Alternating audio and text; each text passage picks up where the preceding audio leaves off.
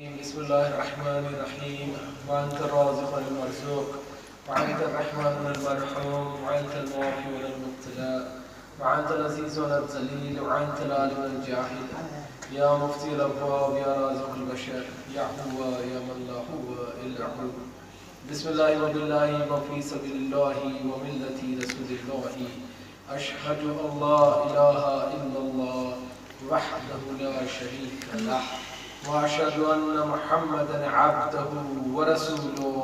اللهم صل على محمد وآل محمد. صلى الله عليك يا حبيب الله، صلى الله عليك يا نبي الله، صلى الله عليك يا أمين الله، صلى الله عليك يا خير خلق الله، صلى الله عليك يا قاتم النبيين أبي القاسم محمد. اللهم صل على محمد وآل محمد. صلى الله عليك يا عمود الدين، صلى الله عليك يا يعصب الدين، صلى الله عليك يا مالك يوم الدين، صلى الله عليك يا ولي المؤمنين، صلى الله عليك يا إمام المتقين، صلى الله عليك يا أمير المؤمنين علي بن أبو طالب. اللهم صل على محمد وآل محمد. صلى الله عليك يا بنت رسول الله، صلى الله عليك يا بنت حبيب الله، صلى الله عليك يا بنت نبي الله، صلى الله عليك يا فاطمة الزهراء سيدتي نساء العالمين. اللهم صل على محمد وآل محمد. صلى الله عليك يا ابن رسول الله، صلى الله عليك يا ابن أمير المؤمنين، صلى الله عليك يا ابن فاطمة الزهراء، صلى الله عليك يا نور الله، صلى الله عليك يا عين الله، صلى الله عليك يا صراط الله، صلى الله عليك يا حسن ابن علي أيها المجتبى حجته. اللهم صل على محمد وآل محمد. صلى الله عليك يا أبا عبد الله وعلى الأرواح التي هلت بفنائك عليك مني سلام الله عبدا ما بقيت وبقي الليل والنهار ولا جعل الله آخر لحظ مني لزيارتكم. السلام على الحسين وعلى علي بن الحسين وعلى أولاد الحسين وعلى أصحاب الحسين. اللهم صل على محمد وآل محمد. الحمد لله الذي وجعلنا من المتمسكين بولاية سيدي مولاي أمير المؤمنين علي بن أبو طالب. اللهم صل على محمد وآل محمد. قال الله تعالى في القرآن الحكيم بسم الله الرحمن الرحيم إن الله ربي وربكم فاعبدوه هذا صراط مستقيم. صدق الله العلي العظيم. اللهم صل على محمد وآل محمد.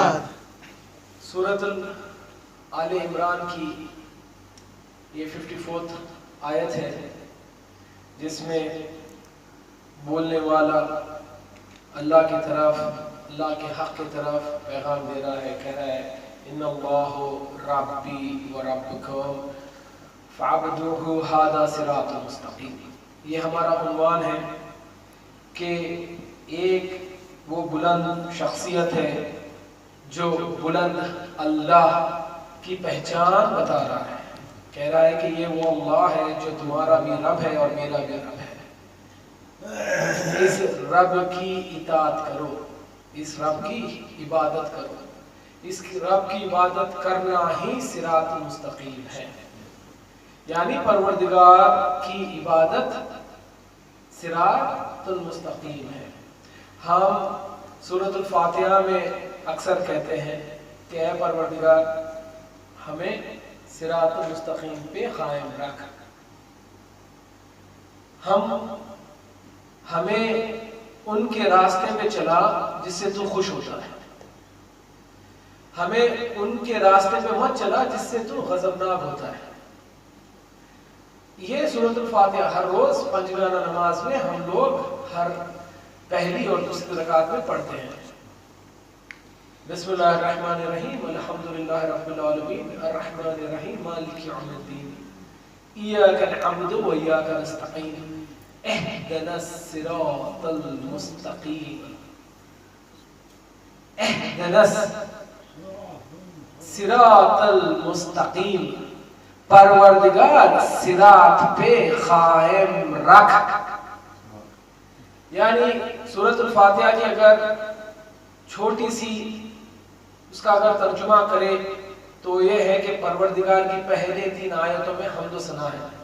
بسم اللہ الرحمن الرحیم، الحمدللہ رب العالمین، کہ ہم وہ رب جو عالمین کا رب ہے اس رب کی حمد و ثنا کر رہے ہیں۔ آپ پہلے کسی کو جب ایڈریس کرتے ہیں، ایڈریس کرنے سے پہلے اگر کوئی بہت اونچے عہدے پہ رہتا ہے، فار ایگزامپل مثلا اگر آپ کوئی جج کے سامنے چلے جائیں تو آپ اس کو کہتے ہیں یور لارڈشپ، یور آنر، اس کو یہ نہیں کہتے، اس کا نام لے کے نہیں بلاتے۔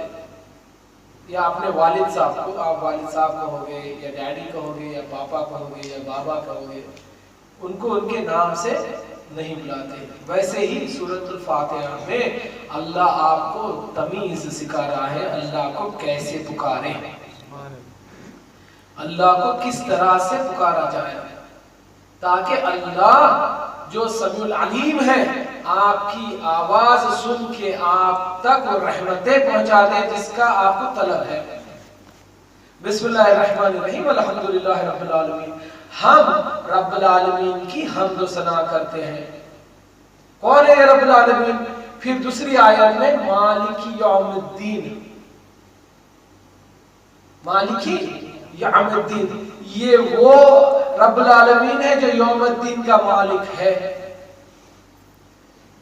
پھر آگے پہلے انٹروڈکشن ہم اس کو کہہ رہے ہیں یور لارڈشپ، یور آنر، یا اللہ ہم تیری حمد و ثنا کرتے ہیں، صرف تو ہی حمد و ثنا کے قابل ہے۔ اس لیے اکثر امیر المومنین کہتے تھے کہ اے پروردگار میں تیری عبادت، اے میرے مالک، اے میرے اللہ، اے میرے پالنے والے جس کے قبضے میں میری جان ہے، میں تیری عبادت خوف جہنم سے یا شوق جنت کی وجہ سے نہیں کرتا۔ یا اللہ علی مرتضیٰ تجھے عبادت کے لائق سمجھتا ہے اس لیے تیری عبادت کرتا ہے۔ اے پروردگار میں علی مرتضیٰ آپ کو عبادت کے لائق سمجھتا ہوں۔ کون کہہ رہا ہے؟ جو کل ایمان ہے۔ کیا علی مرتضیٰ نماز نعوذ باللہ نہ پڑھے تو علی مرتضیٰ نہ رہے؟ علی آئے نماز سکھانے کے لیے۔ اگر سوچے، ایک فکر ہے کہ اگر علی نماز نہیں پڑھتے تو کیا علی نہیں رہتے؟ حسین ابن علی کربلا میں جا کے اگر شہید نہیں ہوتے تو حسین ابن علی نہیں رہتے۔ مگر ویسے علی کہہ رہے ہیں اے پروردگار میں تجھے لائق عبادت جانتا ہوں۔ واللہ العظیم کیا معرفت ہے پروردگار کی علی کو۔ بسم اللہ الرحمن الرحیم، الحمدللہ رب العالمین، الرحمن الرحیم، جو رحمان بھی ہے رحیم بھی ہے، مالک یوم الدین، یہ یوم الدین کا مالک بھی ہے۔ یہاں تک تو اس کا انٹروڈکشن ہے پروردگار کا۔ میں سورۃ الفاتحہ اس لیے پڑھ رہا ہوں تاکہ سورۃ الفاتحہ ہر شخص کی زبان پہ چڑھا ہوا ہے، سب کو میمورائزڈ ہے۔ اگر سورۃ الفاتحہ میمورائزڈ ہے اس لیے آسان ہو جائے گا مجھے سورۃ الفاتحہ سے یہ آیت سورہ آل عمران کی سمجھا سکوں، کیونکہ موضوع بہت ہی ڈیلیکیٹ، نازک ہے اور بہت ہی دقیق بھی ہے اور مشکل بھی ہے، کیونکہ مجھے اس آیت کو بائبل سے بھی سمجھانا ہے، اس آیت کو توراہ سے بھی سمجھانا ہے، اس آیت کو زبور سے بھی سمجھانا ہے۔ اور یہ بتانا ہے جیسا کہ امیر المومنین کا بھی نام، امیر المومنین کا بھی نام کئی آسمانی کتابوں میں آیا، کئی اسکرپٹس میں آیا، کئی رسالوں میں بھی آیا، صرف 4 آسمانی کتاب ہی نہیں بلکہ کئی رسالوں میں بھی امیر المومنین کا نام آیا، مگر ایسے آیا صفات کے ساتھ آیا۔ کل کسی نے مجھ سے سوال کیا تو اس کا جواب دے رہا ہوں، امیر المومنین کا نام کئی رسالوں میں، کئی آسمانی کتابوں میں، یعنی کہ 4 آسمانی کتابوں میں صفات کے ساتھ آیا، صفات آئے، ان صفاتوں میں صرف علی ہی کھڑے اترے، جیسے کہ حالت رکوع میں زکات دے دینا، کائنات کی ہسٹری میں کسی اور نے نہیں دیا سوائے علی کے، کئیوں نے بعد از علی کوشش بھی کی، کبھی رکوع سے پہلے آ جاتا تھا سائل بکاؤ، کبھی بعد میں آتا تھا، کبھی نماز شروع ہونے سے پہلے آتا تھا، کبھی نماز ختم ہونے کے بعد آتا تھا، تو کئی لوگوں نے کوشش کی مگر کوئی علی نہیں بن سکا۔ علی کا نام کئی رسالوں میں، آسمانی کتابوں میں صفات کے ساتھ آیا، ولیکن حسین ابن علی کے حروف کے ساتھ حسین کا نام آیا، کیونکہ علی سے پہلے اس کائنات میں اور بھی علی تھے۔ جائیں، فکر دے رہا ہوں، ایک ریسرچ کے لیے ایک موضوع دے رہا ہوں، جائیں پڑھیں۔ محمد مصطفیٰ صلی اللہ علیہ وسلم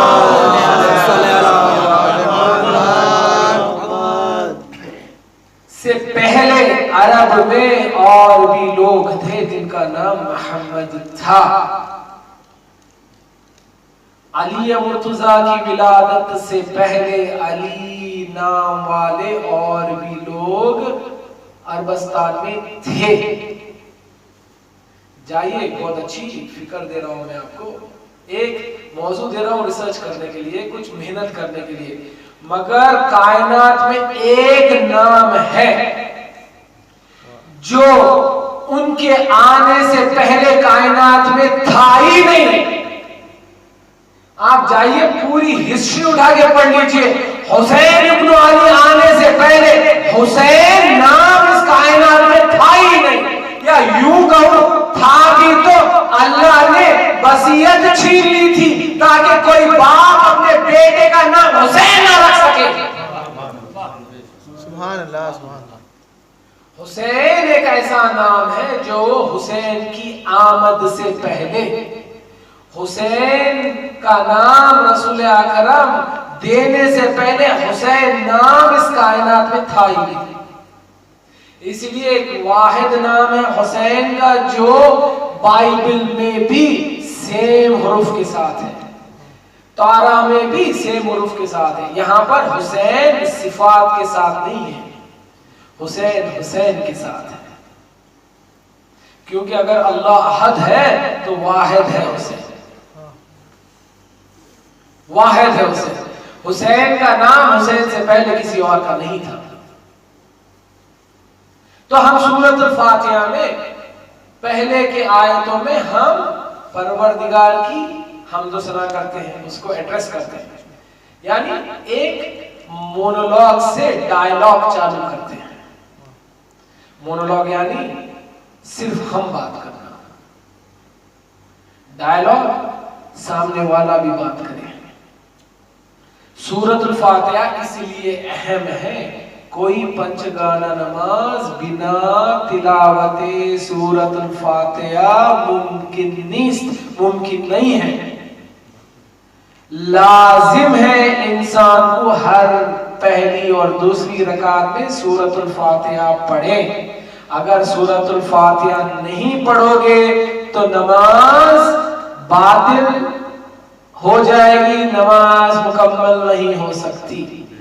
وہ اس لیے کہ یہ واحد سورہ ہے قرآن میں جس میں آپ مونولوگ نہیں ڈائلاگ کرتے ہو اللہ سے، یہ الگ بات ہے، ہماری روح نفس امارہ سے اتنی وزندار ہو چکی ہے کہ ہم اللہ کا کلام نہیں سن سکتے، یا اس کی جواب یا اس کا پیغام ہمارے کانوں تک نہیں آ سکتا۔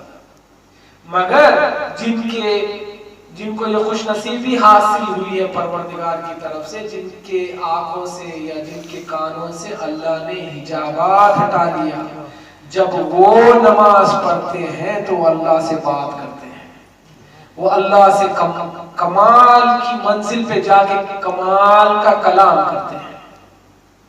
اس لیے سورۃ الفاتحہ بہت مہم ہے۔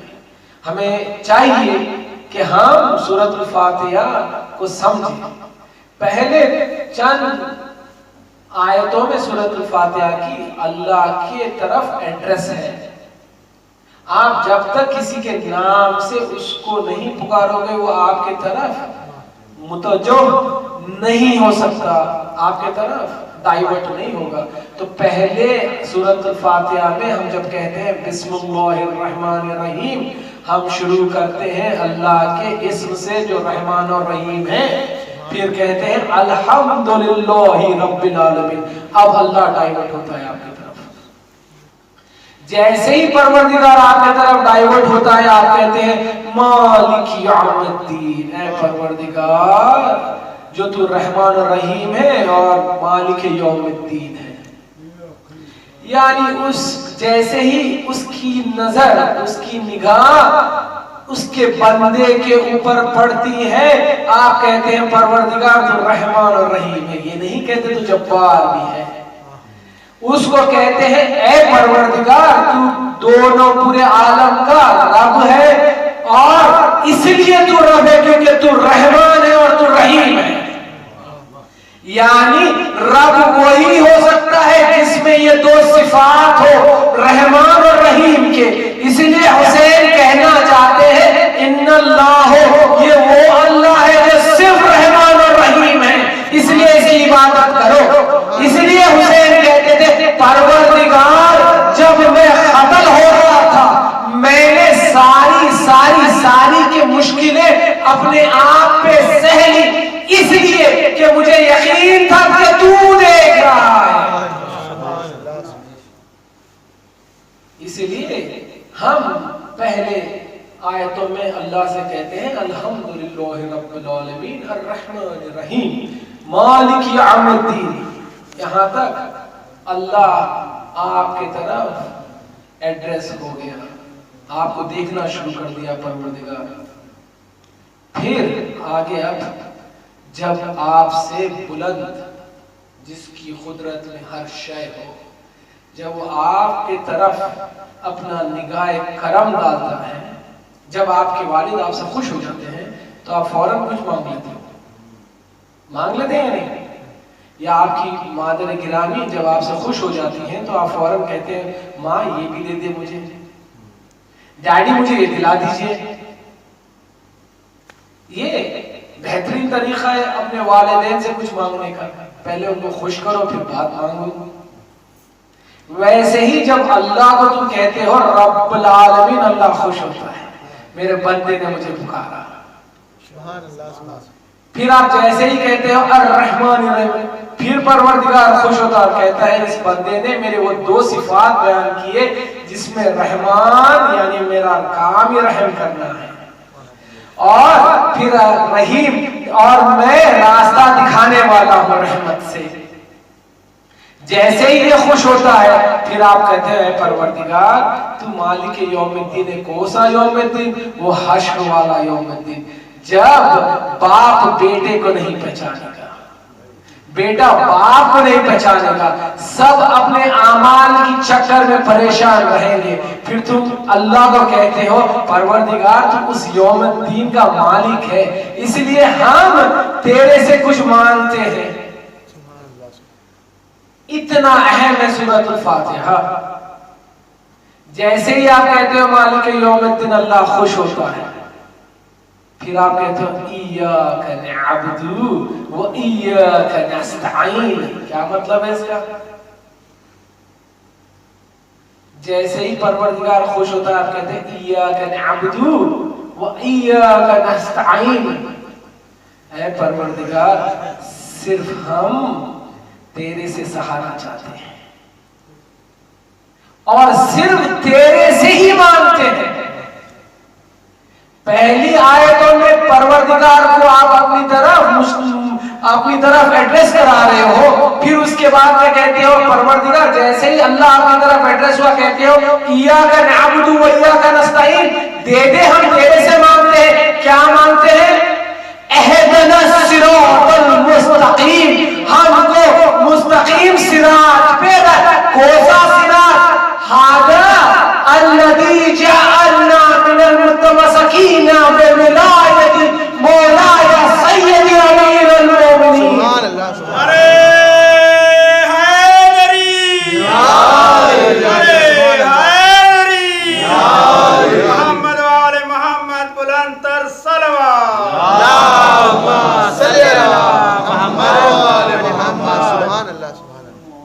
جیسے ہی اللہ خوش ہوتا ہے کہتے ہیں اہدنا الصراط المستقیم۔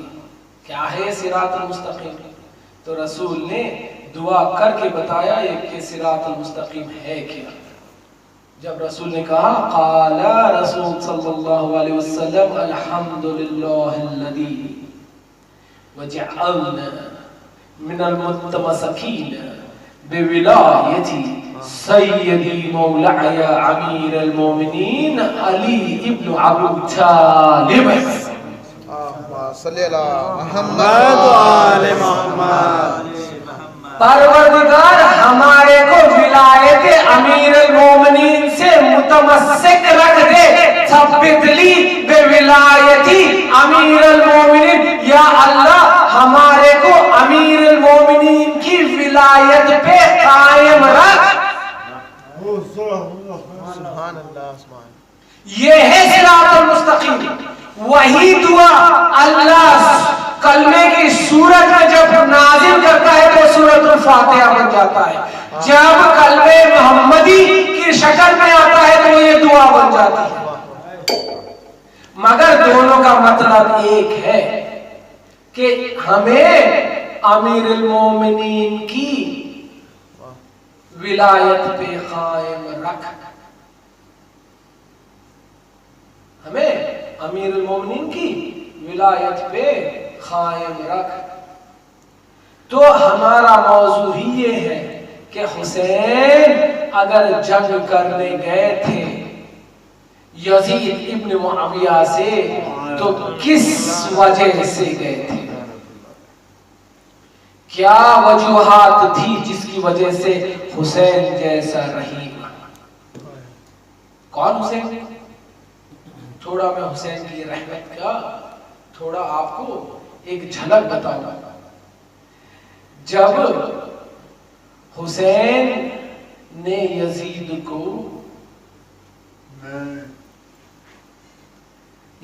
کو کہا کہ میں تجھے مجھ جیسا حسین تجھ جیسے کی بیعت کیسے کر سکتا ہے، تو یزید نے اپنے سم میں لعنت اللہ علیہ ذلیل انسان کو بلایا۔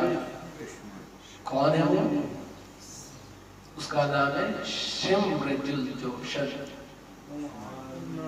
لعنت اللہ علیہ۔ شمر کو بلایا حسین کا قتل کرنے کے لیے۔ بہت اہم ہے، بہت اہم ہے یہ بات سمجھنا کہ حسین جیسا کریم اگر تلوار کا سہارا لیتا ہے تو کیا وجوہات ہوں گے۔ اس لیے میں ایک چھوٹا سا واقعہ آپ کو بتاؤں۔ مولا علی کے ساتھ حسن، حسین اور عباس کس جنگ میں شامل تھے؟ کس جنگ میں؟ صفین میں۔ سلام۔ ہسٹری بہت، ہمارے قوم کی ہسٹری بڑی مضبوط ہے۔ صفین، بدر، خندق، احد۔ ہمارا بچہ بھی نہیں بول سکتا، صحیح ہے نا؟ تو صفین میں جب مولا علی کو فتح حاصل ہوئی تو کئی قیدی بنے. میں سمجھانا چاہ رہا ہوں کہ اکثر ہمارے سے یہ سوال ہوتا ہے. میں نے آیت ہی اس لیے چنی ہے کیونکہ اس آیت میں تمام سوالوں کے جواب ہیں. جیسے میں نے آپ کو کل بتایا تھا کہ اکثر میرے سے تو ہوا یہ سوال کہ کسی نے مجھ سے پوچھا کہ اگر حسین ابن علی کو علم غیب تھا، یا یوں بتایا کہ سرکمسٹانشل ایویڈنس حسین کے پاس اگر تھے کہ اگر حسین گئے کربلا تو شہید ہو جائیں گے، تو جان بوجھ کے جا کے شہید ہو جانا خودکشی ہے. یہ کسی نے میرے سے سوال کیا. دیکھیے سوال جب ہوتا ہے تو سوال میں کبھی غصہ نہیں ہونا چاہیے. انسان فطرت کی جنگ لڑنی چاہیے، فکر کی جنگ لڑنی چاہیے. اگر جسمانی جنگ لڑے، حسین کربلا میں جسمانی جنگ نہیں لڑے. اگر جسمانی جنگ حسین کو کربلا میں لڑنی ہوتی تو حسین عبداللہ کو ساتھ لے کے چلتے، حسین مسلم کو ساتھ لے کے چلتے، حسین عباس علمدار کو منع نہیں کرتے. اگر حسین کو شخصیاتی جنگ لڑنی ہوتی، کیونکہ یہ وہ جوان تھے، اگر یہ حسین کے ساتھ ہوتے تو کربلا میں کوئی ایسا نہ تھا جو حسین کے قریب بھی آتا. حسین پورے ارادے سے چلے تھے کہ حسین کو یزیدی فکر کو ختم کرنا ہی ہے. تو ہمیں جب سوال ہوتے ہیں تو سوال پہ انسان چڑھنا نہیں چاہیے، سوال کو ذہنی ختم کرنا چاہیے، اس کو ذہنی شکست دینی چاہیے. تو کسی نے میرے سے پوچھا کہ بھئی اگر حسین کو اگر پتا تھا، ہم مان لیتے ہیں کہ حسین کو علم غیب تھا، اگر حسین کو علم غیب تھا، حسین جانتے تھے کہ اگر کربلا جائیں گے تو شہادت ہوگی. صرف حسین کو علم غیب نہیں، حسین کو نانا نے کہا بھی تھا، بابا نے بچپن سے تربیت بھی تھی، اے بیٹا حسین تجھے شہید ہونا ہے کربلا میں. یہ ہسٹری میں ہے یا نہیں بتائیے. جب حسین کی ولادت ہوئی تو رسول بہت روئے. تو فاطمہ زہرا نے رسول سے پوچھا آپ کیوں روتے ہو؟ تو رسول نے کہا کہ ابھی جبریل نے بتایا کہ حسین پیاسا کربلا میں شہید ہو جائے گا. تو یہ بات تو طے تھی حسین شہید ہوں گے.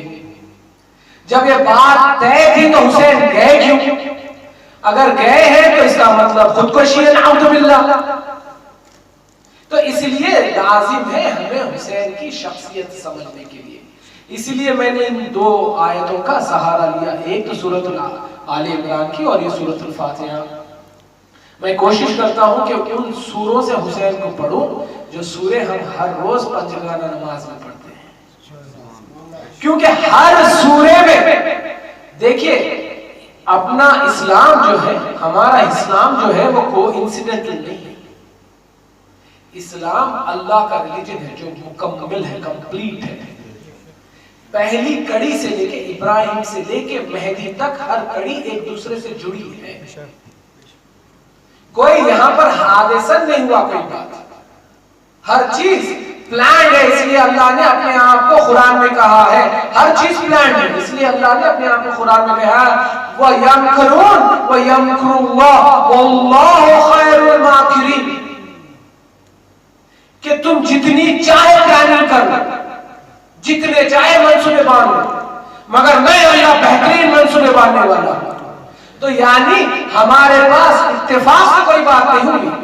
اسلام میں اتفاق سے نہیں ہوا، ابراہیم اتفاق سے نہیں ہے، نیل دو ٹکڑوں میں اتفاق سے نہیں ہوئی، نوح کی کشتی اتفاق سے نہیں بنی، اسماعیل اتفاق سے ذبح ہونے نہیں گئے، حسین ابن علی کربلا میں اتفاق سے نہیں گئے. یہ پورا اللہ کا ارادہ تھا جس کے لیے حسین چلے تھے. اس لیے اللہ نے قرآن میں جب حسین کی افضل ترین صفات بتائی تو کہا ہے کہ ہذا حسین ارادۃ اللہ، حسین اللہ کا ارادہ ہے.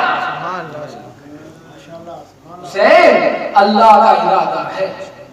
تو ہمیں چاہیے ہمیں چاہیے کہ ہم حسین کی شخصیت کو سمجھیں.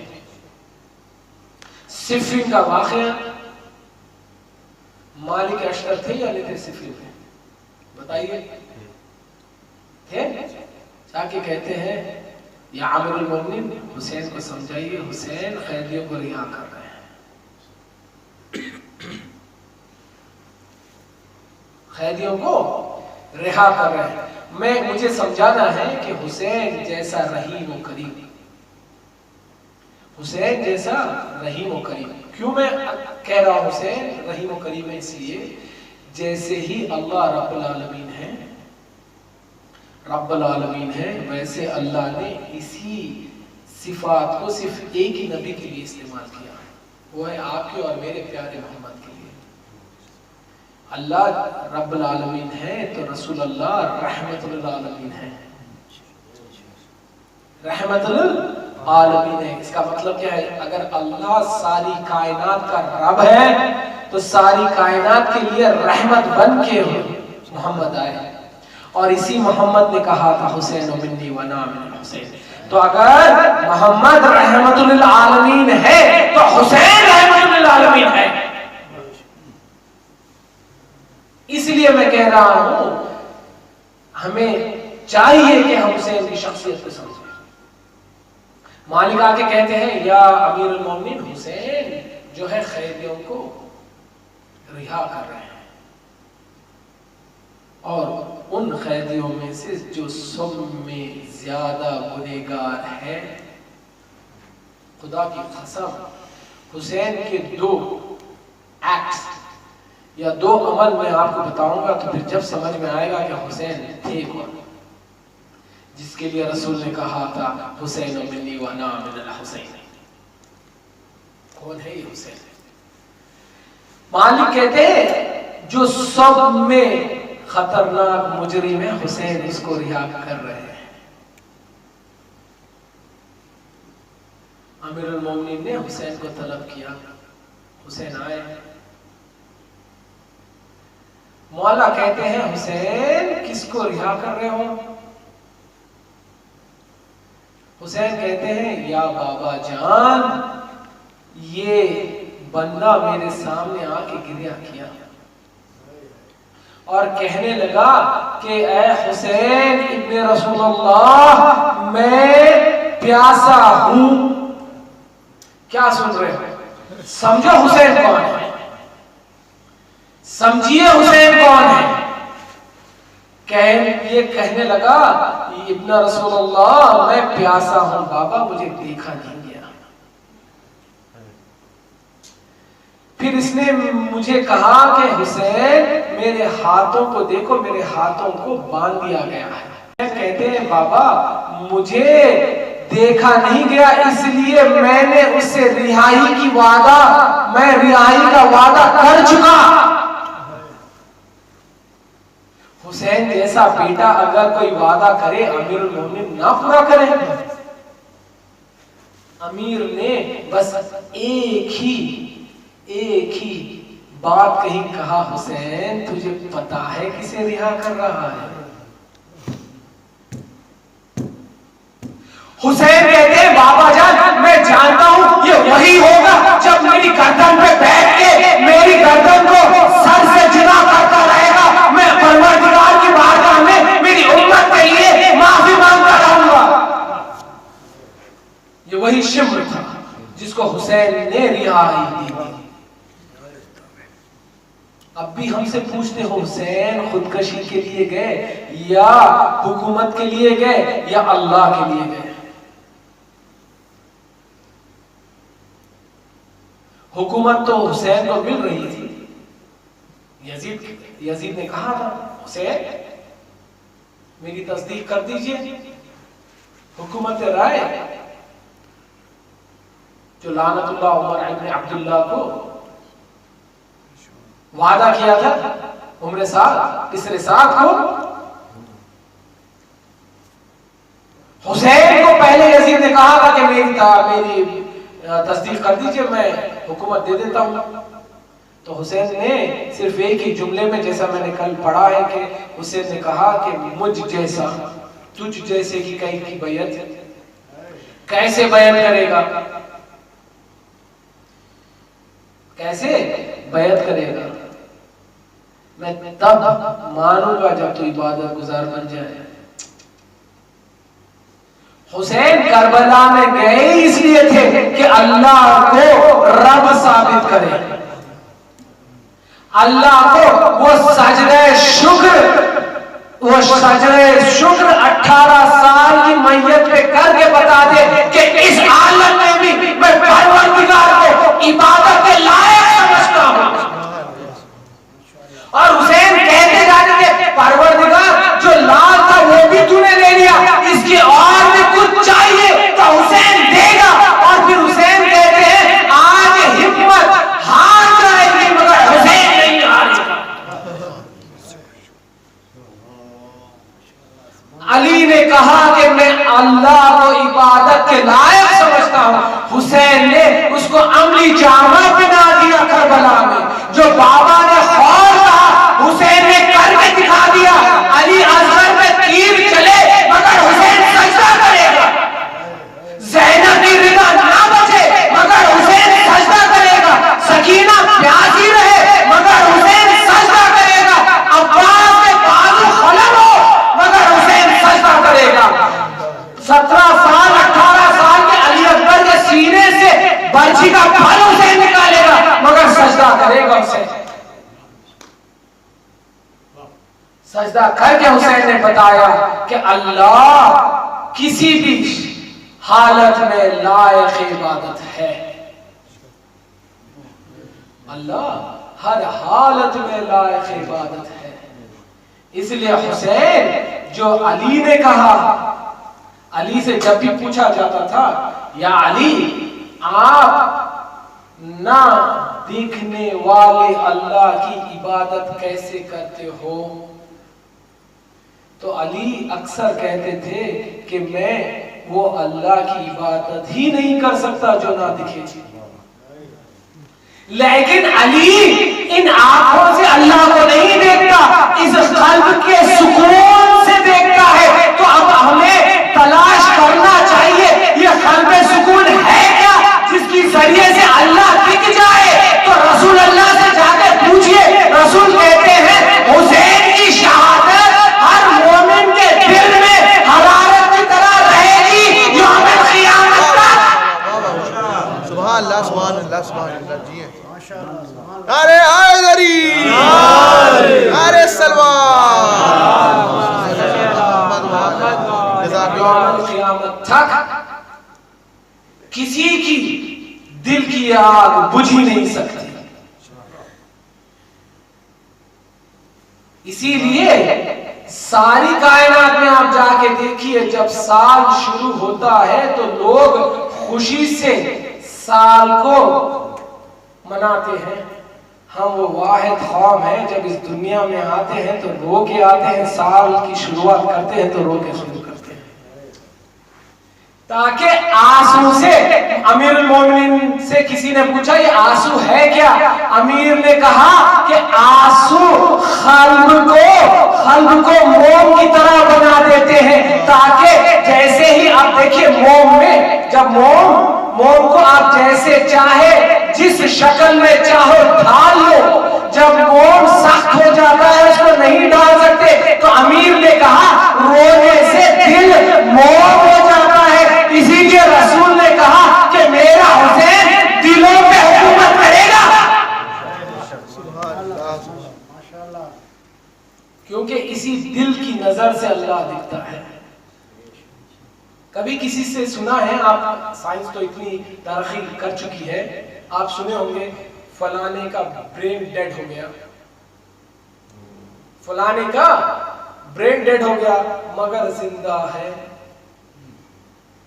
کوما میں ہے مگر زندہ ہے، فلانے کو آپریشن کرنے کے لیے لکھے گئے، اس کے برین کو ہم سلا دیتے ہیں مگر زندہ رہے گا۔ اینستھیشیا جب دیتے ہیں تو برین کو سلا دیتے ہیں اور انسان زندہ رہتا ہے۔ کب تک زندہ رہتا ہے؟ سائنس جا کے دیکھیے حسین رسول اکرم کون ہے؟ رسول وہ ہے جس کے لیے اللہ نے کہا وما ينطق عن الهوى، یہ میرا رسول اللہ کے کلام کے علاوہ کوئی بات ہی نہیں کرتا۔ اگر رسول نے کہا تو اس بات میں، اس کلام میں اللہ کی تصدیق موجود ہے یا نہیں؟ بتائیے۔ اگر اللہ کہتا ہے کہ میرا رسول اپنی مرضی سے بات نہیں کرتا، کلام نہیں کرتا، جو کچھ کرتا ہے، یعنی اگر رسول چلے تو اللہ کے حکم سے، زہرا کے لیے ٹھہر جائے تو اللہ کے حکم سے، رسالت کی جگہ چھوڑ کے زہرا کو رسالت پہ بٹھا دے تو اللہ کے لیے، اللہ کے حکم سے، من کنت مولا کہے تو اللہ کے حکم سے۔ رسول نے کوئی ایکٹ نہیں کیا بنا اللہ کی اجازت کے۔ یہ سورۃ النجم میں اللہ نے تصدیق کر دیا قرآن۔ اب یہ یوم القیامت تک یہ تصدیق موجود رہے گی۔ دوسری آیت ہے وما ينطق عن الهوى، یعنی میرا رسول اپنی خواہش سے بات ہی نہیں کرتا۔ تو رسول نے ایک بات کہی جو آج سائنس اس کی تصدیق کرتی ہے۔ رسول کہہ سکتے تھے میرا حسین فکروں میں اور ذہنوں میں رہے گا۔ رسول نے یہ نہیں کہا۔ کیوں؟ اگر ذہن مر جائے انسان کا پھر بھی انسان زندہ رہتا ہے۔ ذہن مر جائے انسان زندہ رہتا ہے۔ ایک آنکھ پھوٹ جائے، ایک آنکھ کی بینائی اگر چلے جائے تو آپ دیکھو گے یا نہیں دیکھو گے؟ سال میں دیکھ سکتے ہو نا، اللہ نے پیر میں دیا ہے۔ ایک نوسٹرل اگر بند ہو جائے، دیکھیے میں نے آج شروعات تقریر میں کہا کہ اگر واحد حسین ہے تو احد اللہ ہے۔ اب یہ واحد تک مجھے لے کے آنا ہے سائنس کے ذریعے۔ کیوں ہے حسین واحد؟ کیوں اس میں حسین سے پہلے کسی اور کا نہیں تھا؟ کیونکہ اللہ کو منظور ہی نہیں تھا کوئی اور حسین ہو جائے حسین سے پہلے۔ رسول نے یہ نہیں کہا کہ حسین میرے چاہنے والوں کی آنکھوں میں بستا ہے، یہ تو ملتا ہے نور العین حسین۔ اگر ایک آنکھ پھوٹ جائے تو دوسری آنکھ سے دیکھ سکتے ہو نا، دیکھ سکتے ہو نہیں؟ اگر آپ کا برین ڈیڈ ہو جائے تو انسان زندہ ہے، کئی سال تک انسان زندہ رہتا ہے، جس کو وینٹیلیٹرز کہتے ہیں۔ وینٹیلیٹرز پہ سائنس آج جب تک چاہے آپ کے جیب میں جتنا چاہے پیسہ ہو، جب تک خرچ کرنے کا مادہ ہو، انسان کو زندہ رکھ سکتے ہیں۔ مگر آج تک سائنس کے پاس ایک فارمولا نہیں آیا کہ اگر وہ مر جائے تو آدمی مر جائے۔ کیا ہے وہ فارمولا؟ جس کے لیے رسول نے کہا ہے کہ میرا حسین۔ اس سے پہلے یہ بات کی تشریح کرنے سے پہلے میں ایک بات بتاتا ہوں۔ جب آپ کسی کو بے جان ڈاکٹر کے پاس لے جاتے ہیں تو ڈاکٹر فوراً کیا ٹیسٹ کرتا ہے بتائیے؟ نفس کیوں دیکھتا ہے؟ نفس سے انسان میں حرارت رہتی، نفس سے انسان میں حرارت رہتی ہے۔ جیسے ہی ڈاکٹر نے ٹچ کیا اور کہا کہ یہ ابھی گرم ہے یعنی ابھی زندہ ہے، جیسے ہی ڈاکٹر نے ٹچ کیا اور کہا یہ ٹھنڈا ہو گیا، یہ ٹھنڈا ہو گیا، اس کا مطلب آدمی مر چکا ہے۔ جیسے ہی آدمی مرتا ہے وہ ٹھنڈا ہو جاتا ہے۔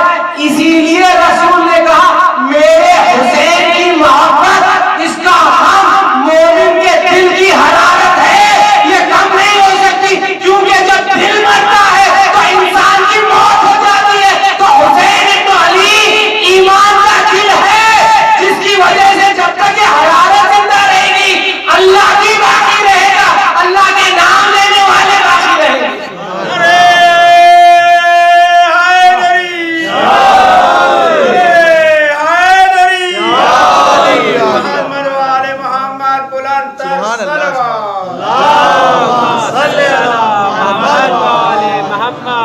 بتائیے رسول نے کہا یا نہیں؟ رسول بہت بات کہہ سکتے تھے، اور رسول نے کہا کہ میرے حسین کی محبت قلب مومن کی حرارت ہے. جب یہ حرارت ختم ہو جائے گی تو مومن ختم ہو جائے گا. یا یوں کہوں جب یہ حرارت ختم ہو جائے گی تو انسان ختم ہو جاتا ہے, ٹھنڈا ہو جاتا ہے. اس لیے اگر زندہ رہنا ہے تو یا حسین کہتے رہو. رسول اکرم نے اپنی قوم کو, اپنی امت کو ایک فارمولا دے دیا ہے کہ اگر امت تمہیں زندہ رہنا ہے, ٹھنڈی نہیں ہونا ہے, تو باخدا بار بار کہتے جاؤ لبیک یا حسین, لبیک یا حسین, لبیک یا حسین, لبیک یا حسین, لبیک یا حسین, لبیک یا حسین, لبیک یا حسین. تو حسین وہ قلب ہے جس کی وجہ سے وہ مطمئن قلب ہے حسین, جس کی وجہ سے آپ اللہ کو دیکھ سکتے ہو. پریشان مت ہوئیے اگر میں یہ کہا کہ حسین اللہ کو دیکھنے والا راستہ ہے. اللہ کو دیکھ سکتے ہو یا نہیں بتائیے. آج ایک تحفہ دیتا ہوں, لے کے جائیں. بتائیے اللہ دکھے گا یا نہیں؟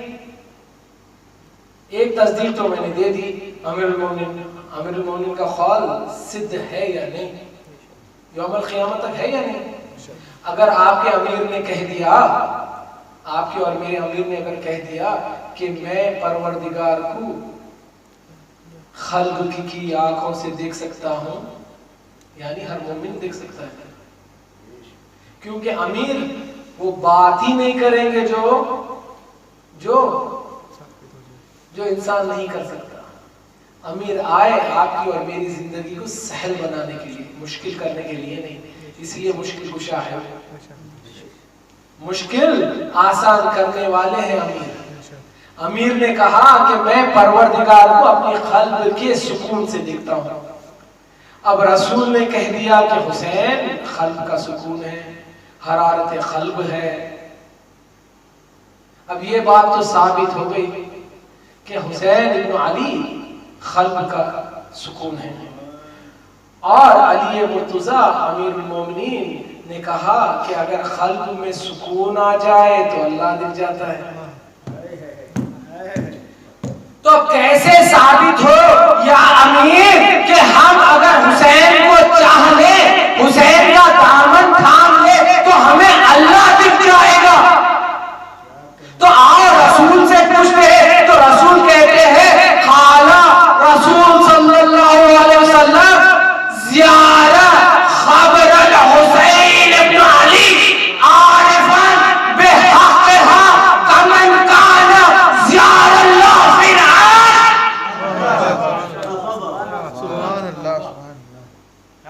کیا کہتے ہیں رسول؟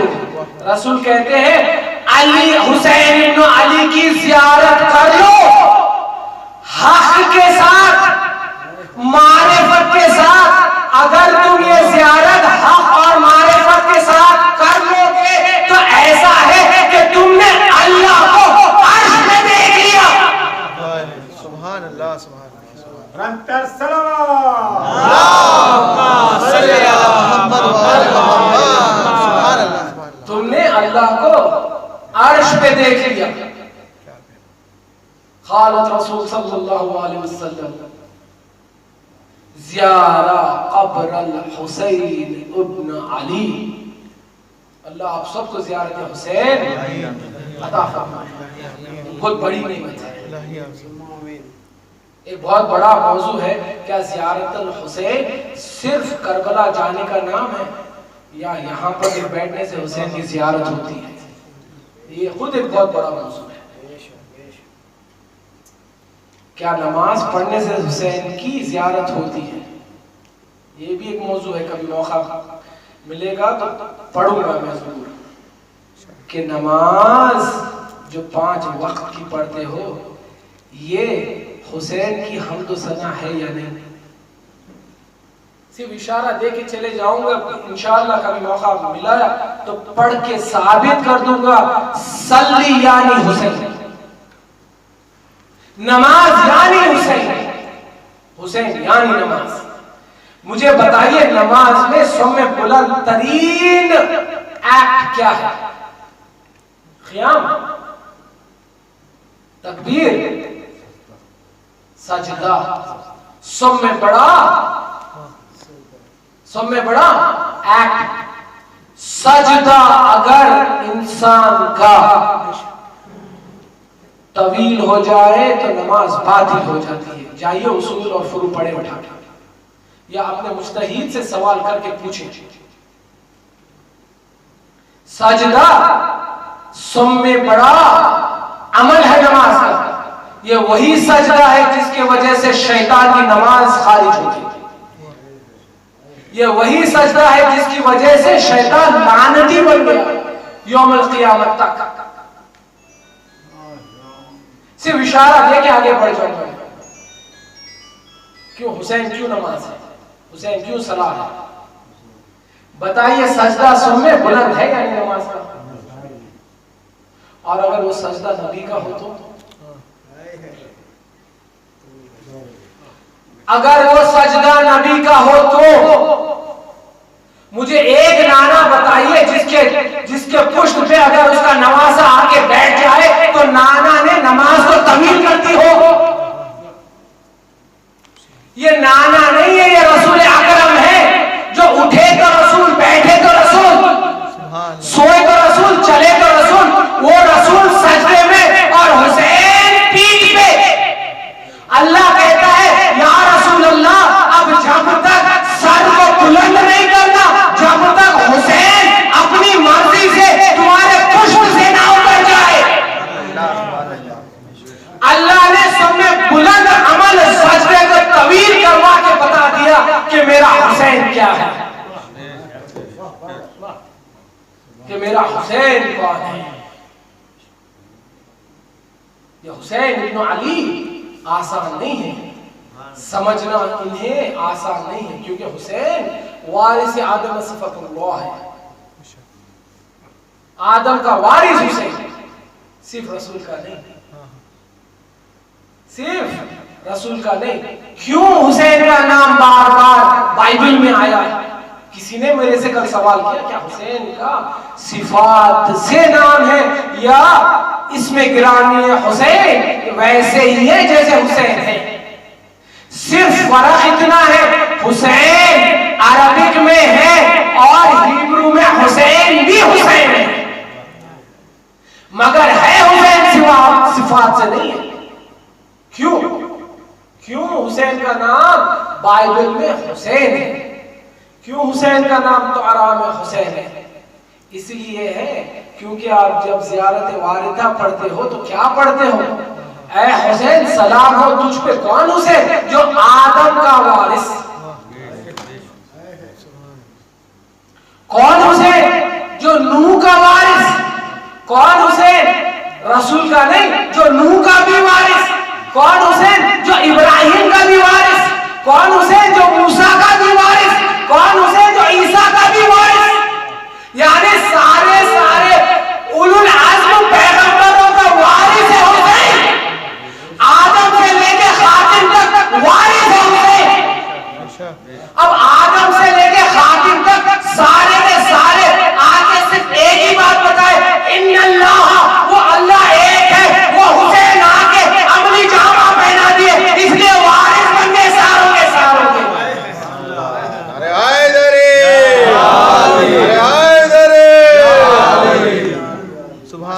کون حسین؟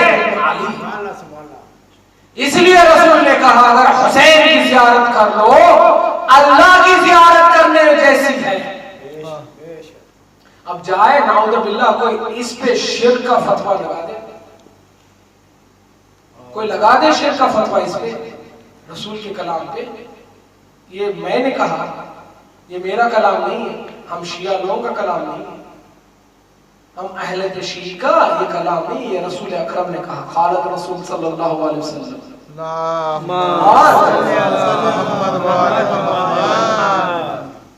اور یہ قول مستند قول ہے، یعنی یہ قول ہمارے تک راوی سے نہیں آیا، اس کا راوی معصوم ہے، یہ قول ہمارے تک ہمارے اماموں سے آیا، اماموں سے آیا. اس کے راوی جو ہے پورے کے پورے معصوم ہیں، پورے کے پورے معصوم ہیں. قول کیا ہے؟ زیار القبر الحسین ابن علی عارفا بحقها کمن کانا زیار اللہ فی العرش. کیا سن رہے ہیں آپ لوگ؟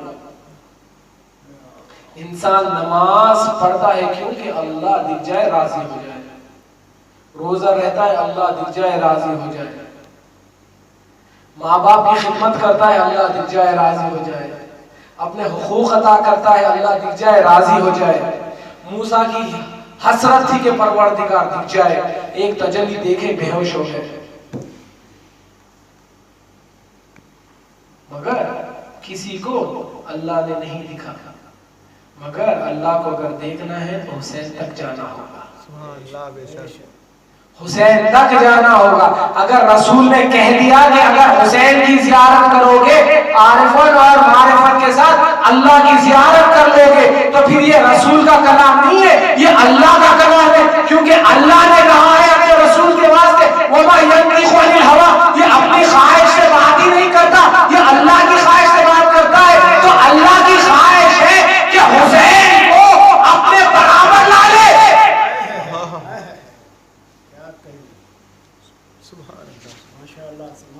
کیونکہ یہ حسین ہے جو ایک سجدہ کر کے بتا دیا کہ سجدہ صرف پھولوں پہ نہیں کیا جاتا، کانٹوں پہ بھی ہوتا ہے. سجدہ اپنے ایسی روم میں نہیں، ریگستان کی جلتی بھی ریت پہ بھی ہوتا ہے. سجدہ جب آپ ملینئر ہو جاؤ تب نہیں ہوتا ہے، جب جوان لال کا لاشا گھر میں آ جائے پھر بھی سجدہ ہوتا ہے. کیا ہے آیت؟ ان اللہ ربی ربکم فعبدوہ، اس کی عبادت کرو. یا حسین کیسے اس کی عبادت کرے؟ ایسے کرو جیسے میں نے کربلا میں کی. میرے پاس 3 دن تک پانی نہیں آیا، میرے بچے بولو تو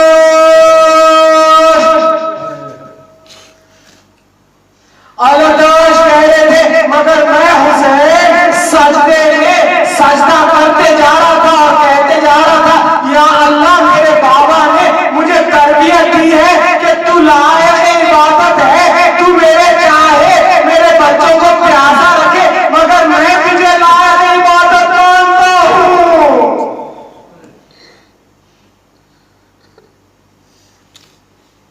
فعبدوہ، اس کی عبادت کرو. یا حسین آپ کے پروردگار کی کیسے عبادت ہو؟ ایسے عبادت کرنا اگر خدا نہ خواستہ تمہارے گھر میں کوئی جوان، وہ بھی ایسا جوان جس کو حسین جب بھی اپنے نانا کی یاد حسین کو آتی تھی، حسین کہتے تھے علی اکبر میرے پاس آنا، علی اکبر میرے پاس آنا. جب یہی علی اکبر نے آخری صدا دی تو حسین نے کہا آئینہ آئینہ اکبر.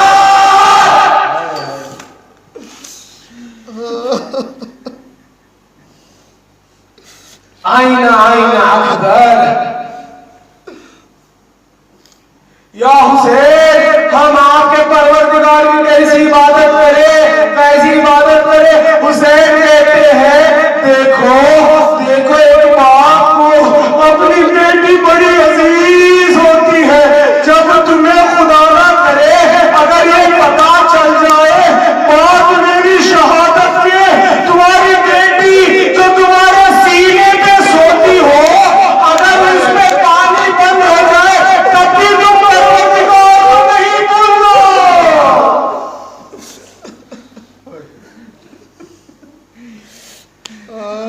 اللہ ہر بھائی ہر بہن کو، ہر بھائی اور ہر بہن کو حسین اور زینب جیسی محبت دے. حسین سے کسی نے پوچھا یا حسین اللہ کی عبادت کیسے کی جائے؟ حسین کہتے ہیں دیکھو میری بہن